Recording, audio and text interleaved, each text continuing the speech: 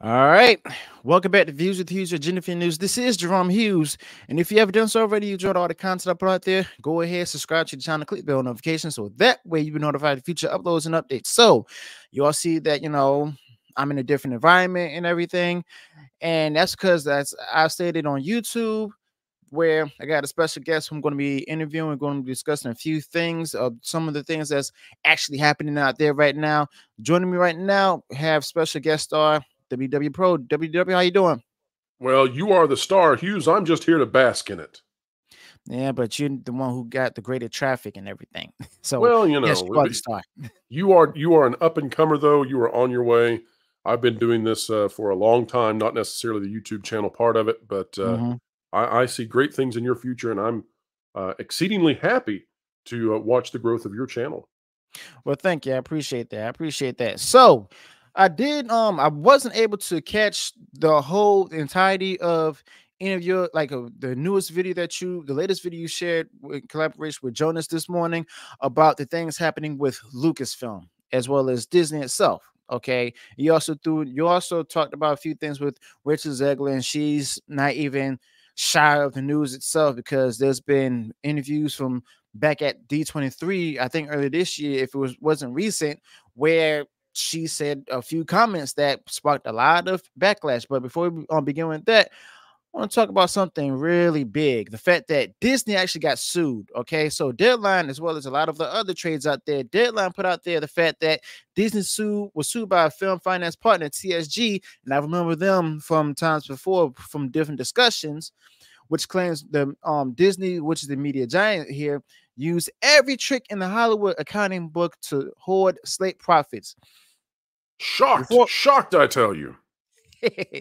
exactly. So before we begin, I want to ask you this: does this really at all surprise you? Because me myself personally, this is Disney, the company known for having some of the most ruthless lawyers. So if they have most ruthless lawyers, and those same lawyers may go ahead and tell them about the things they could do and not doing everything, so that way people will have to be hounded on them. So you think this was about any chance of surprise, bro?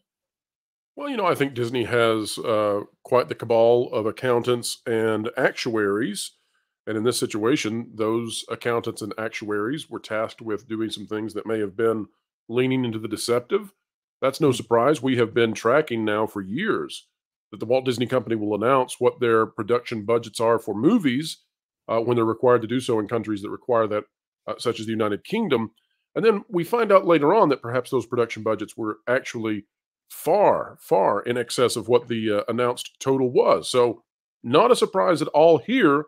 Mhm. I do find it interesting that it's simultaneous to this, we're getting news out of South Korea that there's a major investigation going on, even a criminal investigation into what's going on with their box office numbers. And, I wonder if this may be connected in some way or if it could connect in the future. There's lots to follow along here.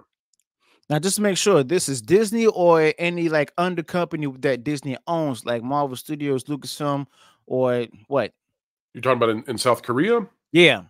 In South Korea, this is just breaking. It came out this morning at the time of recording, and we're not exactly fully aware as of yet how big this is in South Korea, the scope that is involved. There are some movies that have been named and some studios that have been named. I haven't seen Disney yet, but I think this is an ongoing investigation. And if South Korea uncovers that various major international movie studios are cooking the books a little bit, then you could see a widespread counter in all of the markets. So we'll watch it closely. All right, all right. So Deadline's reporting here, like they said earlier, that Disney's using nearly every trick in the Hollywood accounting book to go ahead and hoard hundreds of millions in profit. It also says here highlighted, and I got several things highlighted right here, stating that echoing the Scarlett Johansson suit over the release of Black Widow, and I remember that verbatim because that was a whole mess with Disney and Kevin Feige. Hmm. So it says here, like the release of Black Widow across both movie theaters and Disney Plus in 2021, TSG contends that Disney made a number of movies aimed at feathering its own streaming nest. Okay, so they also talked about here where it says that the lawsuit named 20th Century Fox Film Corporation and the Walt Disney Company as defendants, referring numerous times to the studio entity as Fox, even though the entity owned by Disney is now called 20th Century Studios. Okay, so Pro, your thoughts about this particular case right here about the defendants here. Now, does this mean that they were actually separate entities, or were this all is this just Disney itself? Because it seems to me that with everything that Bob Iger has done, all of these has happened under him. It wasn't Chapek. This came along before Chapek was made a CEO. Okay, so what are your thoughts? Well, Hughes, it looks to me like what's going on here is that TSG was doing business, of course, with 20th Century Fox, and they had a pretty good idea of what the return would be, their ROI. And then once Disney bought 20th Century Fox, the the system that Disney used was different and perhaps deceptive. And so Yep. then TSG realized, oh, now that Disney owns Fox, we're receiving far less in terms of our investment return. And so then they started, it seems, looking at how these calculations were being made by Disney and that they were none too pleased with how Disney was doing this. This may actually be opening a giant can of worms for Disney with a number of companies, and TSG may have been, in an excellent position to uncover this because they were able to know what the numbers were prior to Disney, know what the numbers were after Disney took control, and then therefore they were able to extrapolate exactly what it is that Disney's up to and how they may be deceiving the entire industry and perhaps beyond the industry. So this is very, very big news, especially if this gets to discovery. Disney would probably be very interested in seeking a settlement in this situation, although we'll have to wait and see what the response is from the mouse. And this is also a big surprise because of the fact that it seems to me that not even Disney's own lawyers could be able to beat this case right here. And they've like I've said, they've known for being really ruthless, okay, reckless, and if you will, okay. But continuing on with this, says here, and it's been said in the lawsuit, says this windowing film distribution is designed to maximize profits for the studios and for stakeholders like TSG by preventing one distribution revenue stream from cannibalizing another. So it seems to me, and correct me if I'm wrong, is that Disney tried to go ahead and not only, well, it seems, and I could be wrong, it seems that Disney's not only looking to go ahead and get money from, get like more in profits, but also to possibly get more investments as well as profits straight from TSG itself, more than what was actually required. And then it also says here, when windows are collapsed on one another, however, the studio and its investors miss out on significant potential sources of revenue. Okay, and the complaint calls out a major shift in the 20th state's pay one raise window, which for many years was which HBO, after acquiring the studio, Disney ordered 20th to renegotiate the output deal and surrender a significant portion of its guaranteed HBO license fees. In return, HBO letting the film stream on Disney Plus and Hulu. While that move benefited Disney, its shareholders, and senior executives, TSG says it cost the financing entity many millions to which it is entitled. And it says here, in addition, the allegedly lost proceeds due to Disney's distribution decisions, TSG contends that a resulting lack of cash flow impaired its ability to invest in films like Avatar: The Way of Water, which became a massive hit. So, with that being said, what do you think was the wait, what do you think, like, do you think anything else could come about this when it comes to the lawsuit itself? Like, do you think any new evidence may come about, or do you think they're going to try to keep it all hidden from the public? Well, of course, they're not going to disclose anything that they don't have to disclose. They're a company that operates under the assumption that putting out this kind of information does them no good. And so Disney is interested, I would assume, in sweeping this under the rug as best they can. That would mean that if at all possible, they would like to do a settlement, and potentially that settlement could be quite large. This also could expose the industry at a time when the industry is largely shut down. This due to the Hollywood strike. And if we Mhm. recall back a decade ago, or even more than a decade ago, the last strike was very impactful to the industry. And yet we have gone now past the number of days that strike was in effect, and there's no end in sight. There's no movement from the two sides, the writers, the actors, the creatives, and the studios. There's no real movement to find a solution. So Disney is in a particularly vulnerable spot right now, and I think that what may be happening here, of course, is that Disney was very lucky, very fortunate that James Cameron had such a success with Avatar: The Way of Water, something that Disney had essentially no impact upon whatsoever. But that luck seems to have run out because the massive box office haul that that movie had seems to have been the way that TSG was able to realize just how flawed Disney's accounting may have been. Yeah, and you just also led to the next point when it says here that the WGA and AMPTP meeting ends with mixed results. So it seems like they're sort of mixed progress, but small progress, and then it may be out on Wade by the things that both sides don't want. Okay, because right here it says, and this coming from the deadline says here that they've heard that the WGA negotiating committee met Monday to parse through the studio's offers. Sources tell us that by the end of the day, we're bound to have further clarity on talks. The vital points being about viewership, based streaming residuals, pay raises, AI, and the preservation of the writers' room. So it seems to me that they're claiming that it's mixed results, but it's still they still got nowhere. No progress has been made and everything. And it also says here that the interim agreement is an important element to our strike strategy. Okay, so they're still sticking on to that whole interim agreement when it comes to major stars working on independent films and stuff, or independent films and everything. But the major actors are still struggling at this point. And as far as I'm concerned, seems to me like the negotiations are still stalled. They're not going to go anywhere anytime soon. What do you think, Pro? Well, I think that I'm not very optimistic in terms of these two sides coming together. I think that the writers and the actors are making the case that the studios cannot use any form of artificial intelligence in Hmm. any of their endeavors going forward. And I think that's impossible. So when you have an impossible demand, I don't know how that gets resolved. And at the same time, you have the studios, of course, understanding that if they were to agree to no artificial intelligence, then they would fall very quickly behind all of the efforts from everywhere else in the world. They simply Yep. can't do that. Then you have the issues of the writers now asking for also their health insurance while they're striking.